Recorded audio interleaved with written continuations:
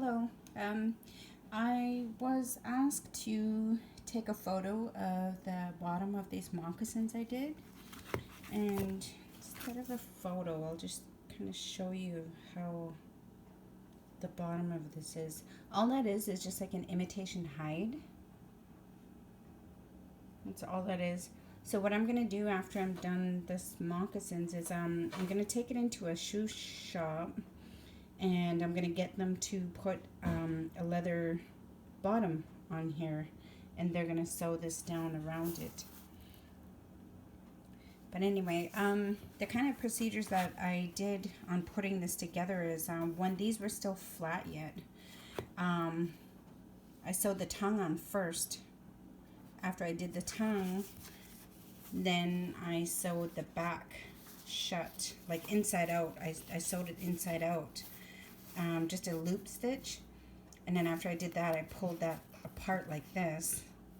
Then after I'm done that part, then I'm going to have the foot pattern traced out, but maybe leave about half an inch off the heel of the bottom part that you're going to put on to there.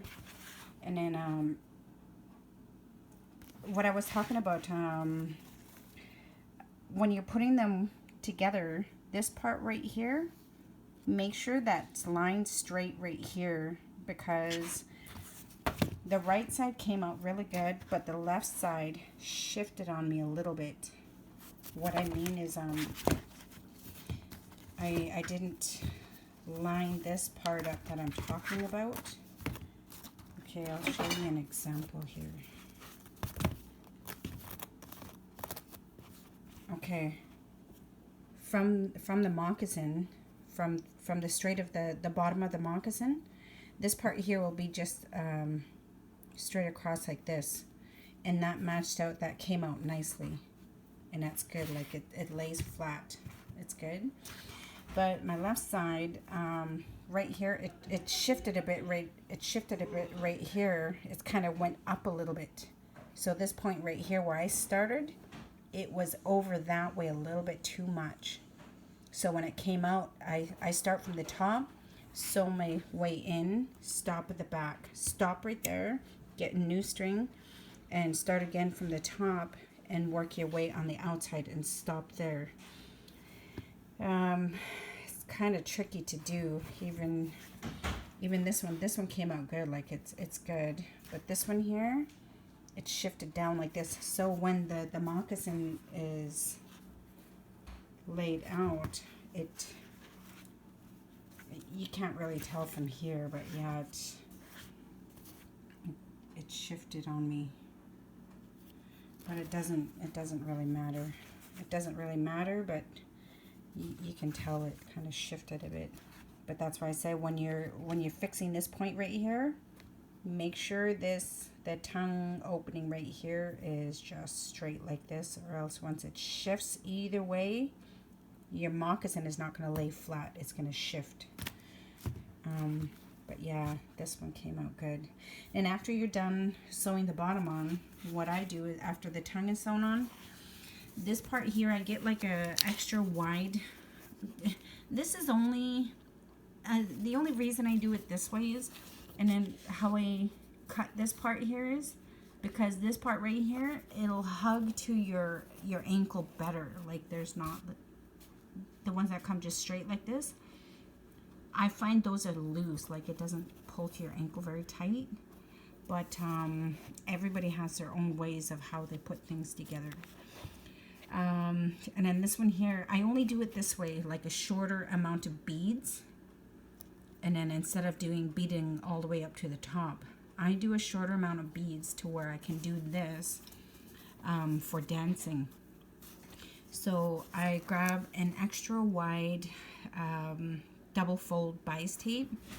And this one here, like if you don't have a whole lot of material, and if you're going with what you have, just use bias tape. That's all this is just a double fold bias tape, and then I sewed that shut. And then I put that inside of the extra wide. See, that's fold right over. So the opening is going to be right here. Make sure to put this in there first and then kind of like measure this around. See how that is, how my stitch is? I just did like a kind of like a loose loop stitch around the whole thing. Make sure that string is in there, the bias tape. What I did is I sewed down the bias tape, like I made sure that this was out. Your string was out enough, like leveled out. And then I sewed this part right here. So just in case of you going to tie this up or whatever, or taking them off, these aren't going to fall out. But after I did the loop stitch, just loose, not too loose, but enough to where you can pull this up. And then, so when you're dancing, the only reason I did this a little bit shorter is, so this is going to hug to your ankle. So when you're dancing, it's way more comfortable than having the tie way up on, you know, the side of your ankle or something. But this will hug to your foot. You'll notice the difference. So having this tied and then up front like this, and then when it's tied shut, it feels good on your ankle to where it pulls like that.